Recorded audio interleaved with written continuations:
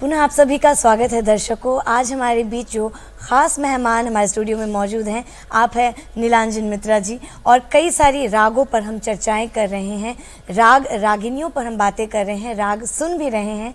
और अगर हम बात करें रागों की तो कई सारी गूढ़ बातें इनसे हम जान पा रहे हैं, कई सारी जानकारियाँ ले पा रहे हैं। लेकिन और भी कई बातें हैं जो रियाज से जुड़ी होती हैं। वो बच्चे या वो लोग जो राग सीख रहे हैं या जो शास्त्रीय संगीत में रुचि रखते हैं, वो ज़रूर जानना चाहते हैं कि किस प्रकार रियाज किया जाए, रियाज की क्या विधियां होती हैं। तो चलिए उस पर चर्चा करते हैं आगे।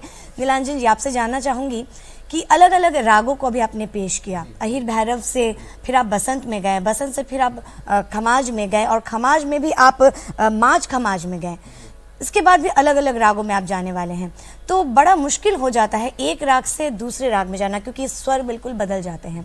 तो किस प्रकार रियाज किया जाए कि ये जो मुसीबत है एक राग से दूसरे राग में जाने में जो मुश्किलात आती हैं, वो किस तरीके से ख़त्म हो या कम हो जाए? ये इसका एक ट्रेडिशनल तरीका है प्रैक्टिस का, जिसे हम लोग कहते हैं कि स्वर साधना में शुद्ध स्वरों को लेकर के पहले आपने साधना कर ली, कोई पलटा वगैरह जो भी रियाज किया, उसके बाद कोमल स्वरों को लेकर के भी पलटा रियाज किया जाता है, और फिर उसके बाद शुद्ध कोमल दोनों को लेकर के तो हम लोग जिसे कहते हैं थाट रियाज जी।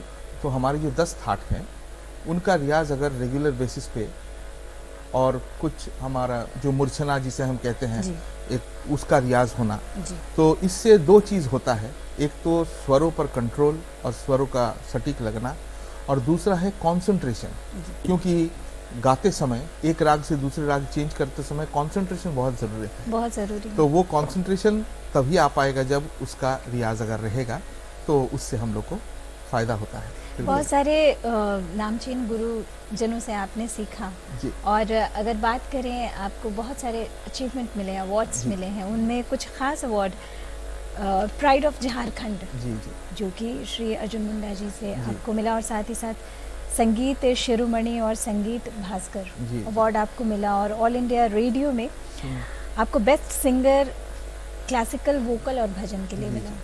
बहुत सारे अवार्ड्स मिल जाते हैं, जिम्मेवारियां और बढ़ जाती है। जी बिल्कुल, बहुत। और दूसरा है कि आपको चैलेंजेस आपके पास सामने आ जाते हैं और ज़्यादा, इससे और बेहतर करना, बिल्कुल इससे और बेहतर करना और बेहतर, और जब भी आप प्रस्तुत करें तो कम से कम उस लेवल का हो।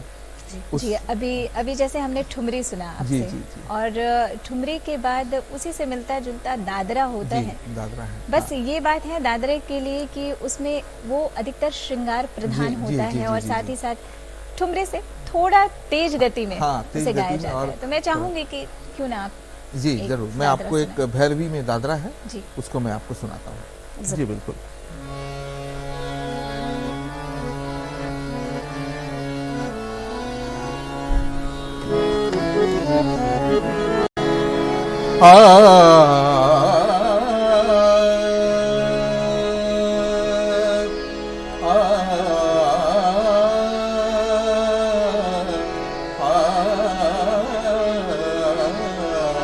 क्या बात है।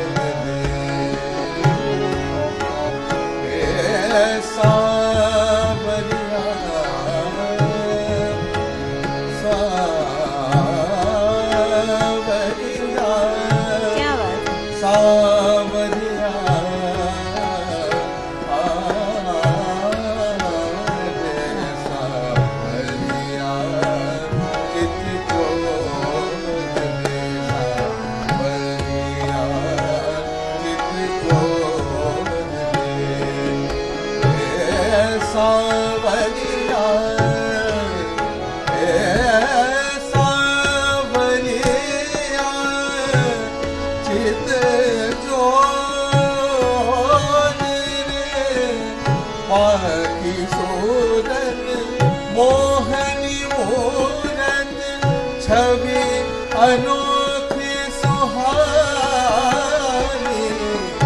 बाकी सूरत मोहनी मूरत छवि अनोखी सुहानी मिल के जिया लुभा के गयो मिल के जिया लुभा के गयो ओके अकेली ओ मेरे सावरी आके ओ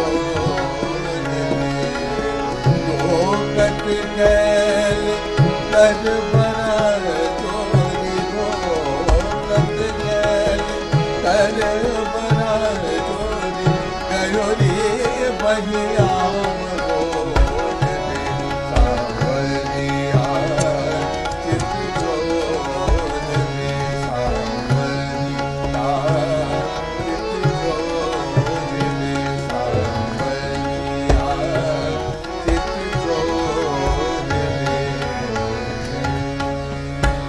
सांवरिया चित्तचूर रे। बेहद खूबसूरत, बहुत सुंदर। ये दादरा अंग में आपने सुना दिया, लेकिन बात कर रहे थे शास्त्रीय संगीत की, कई सारे आयामों पर हम चर्चा कर रहे थे। और अगर रागों की बात करें तो रागों में प्रकृति होती है, और हम सब अगर अमूमन सुनने की बात करें संगीत को, तो हर मूड में हम कोशिश करते हैं कि कोई एक गीत सुने। अगर उदास है तो भी सुनते हैं, खुश है तो भी सुनते हैं। तो कहीं ना कहीं मुझे लगता है कि इन सब के पीछे राग ही है। जैसे आपने अहीर भैरव सुनाया, गंभीर प्रकृति की राग, और अभी आपने भैरवी सुना दिया, चंचल प्रकृति।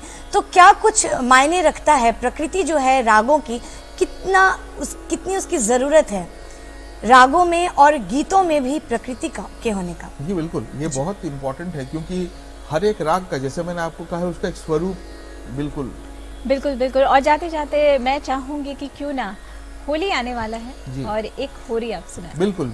एक मांड में ट्रेडिशनल होली है जी उसको जरूर, मैं आपको सुना रहा हूँ।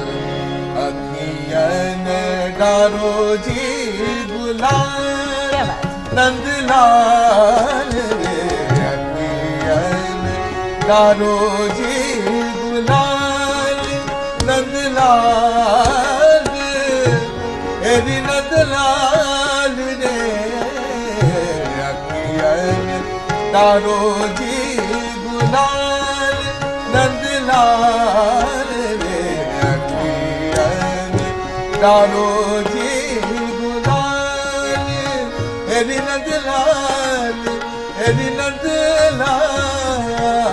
रे अखियन डारो जी गुलाल वहिया रहत जो चोलिया तकत हो जान गई तोरी चाल होरी चाल जान गई तोरी चाल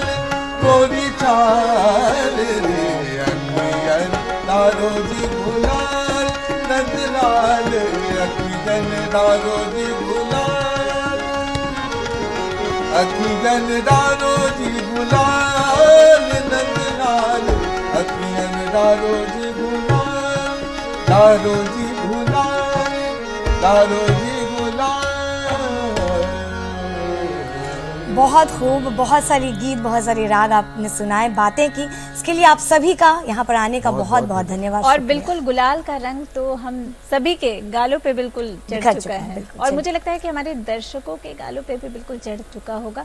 लेकिन आज क्या करें, समय से हम बंधे हुए हैं, इसलिए इस कार्यक्रम को यहीं पे अपने खास मेहमान को धन्यवाद देना होगा। तो नीलांजन जी, आप हमारे इस कार्यक्रम में आए, इसके लिए बहुत बहुत धन्यवाद, और आप सभी का बहुत बहुत धन्यवाद। तो आज का ये हमारा कार्यक्रम आपको कैसा लगा, इसके लिए बेहद उत्सुक रहती है हमारी पूरी टीम जानने के लिए। तो अपनी प्रतिक्रिया लिखना बिल्कुल ना भूलें। तो इसके लिए हमारा पता नोट